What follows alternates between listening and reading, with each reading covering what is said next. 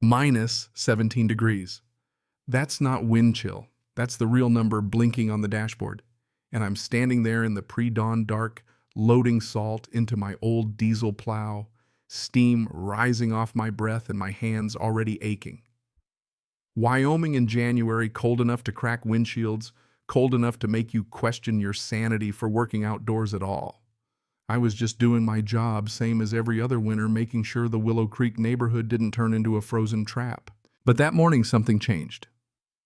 I came back around the garage, and there it was, a bright orange citation taped right to my truck window. Violation 16.2b, unauthorized engine idling. A $125 fine for letting my truck run while I tried to keep it alive. First reaction, I laughed like maybe this was a prank or some HOA busybody had too much time on their hands. But it stuck with me, that ridiculous little ticket. The longer I stared at it, the more I realized it was just the first snowflake in what was about to become a full-blown avalanche. Name's Martin Kessler. Folks around town know me as the guy with Old Ember, the battered red plow, that's somehow still kicking after more blizzards than I can count. Been running a snow management business out here in western Wyoming for years. Willow Creek's contract wasn't big, but it helped keep the lights on and the diesel flowing, especially in months like this. That was before Madison Lure showed up. Brand new HOA president, fresh out of Phoenix, all business, all rules, and a smile so tight it never reached her eyes. She started small new gate codes, new blower regulations, all the little things, then that ticket. When I tried to call the board about it, got stonewalled by an automated voicemail. All HOA concerns must be submitted in writing 30-day review.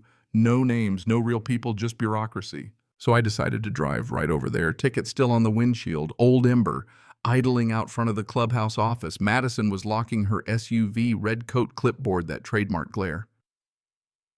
I tried to explain, told her I was prepping the east lot, that it was the only way to keep the engine from dying. She didn't care. You were on HOA property. Idling is a violation.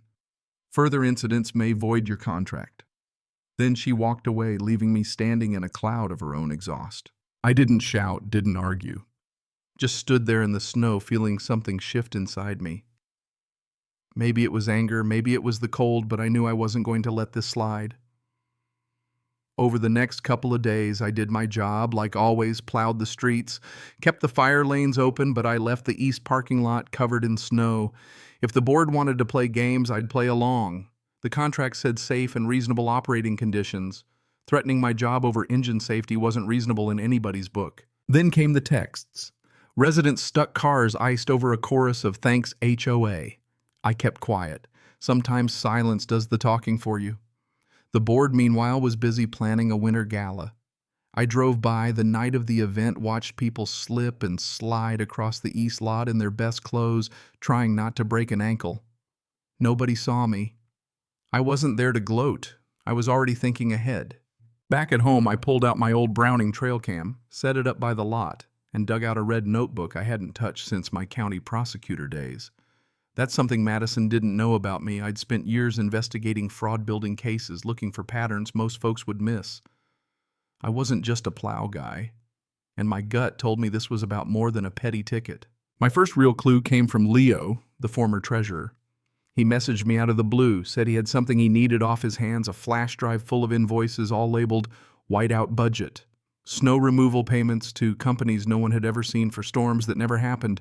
Twin Pine Storm Group, Winter Haven Services, names that didn't exist anywhere except on paper cashing big checks. It was retaliation, plain and simple.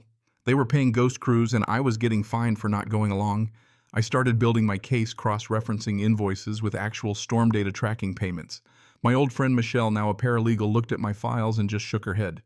You realize this could be civil RICO, right? Keep digging. Then the board locked me out, literally. New chain on the gate keypad. I'd never seen, no code given. That gate wasn't just for show, it was emergency access fire lanes, power generator for the clubhouse.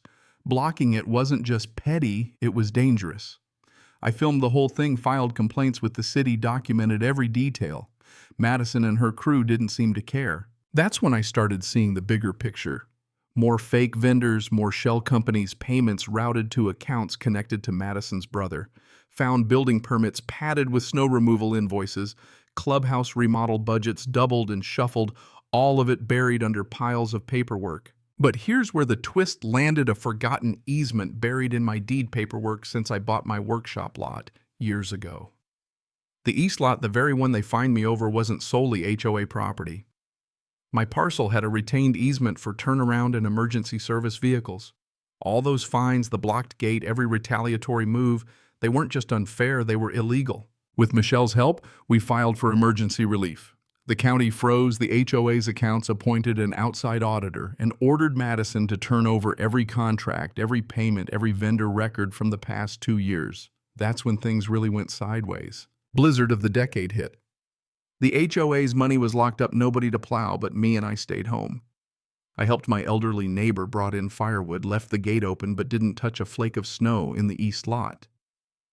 By midday, the lot was a graveyard, cars buried, clubhouse dark. Board members tried to dig themselves out with shovels, a sight straight out of a slapstick comedy, if it hadn't been so dangerous.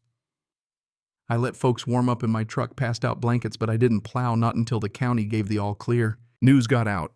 Audit showed over 200 grand missing. Madison and her brother barred from serving on any board in the state.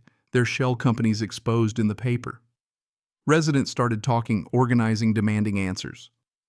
A recall vote was called, board replaced, and new policies drafted with actual resident input. Clear budgets, real emergency response, and a permanent access agreement acknowledging my easement. Through it all, I stayed out of the spotlight. Didn't want my name on anything but that sign in the East Lot, R62 public easement. No locks, no lies. That was enough for me. Looking back, the real lesson didn't come from the courtroom or the paperwork. It came from the snow itself. How it covers everything hides the truth, but sooner or later it all melts away. Power left unchecked always finds a way to corrupt. But people, when they stand together, when they refuse to freeze in silence, can dig their way out one shovelful at a time. There's still a question I carry with me, though.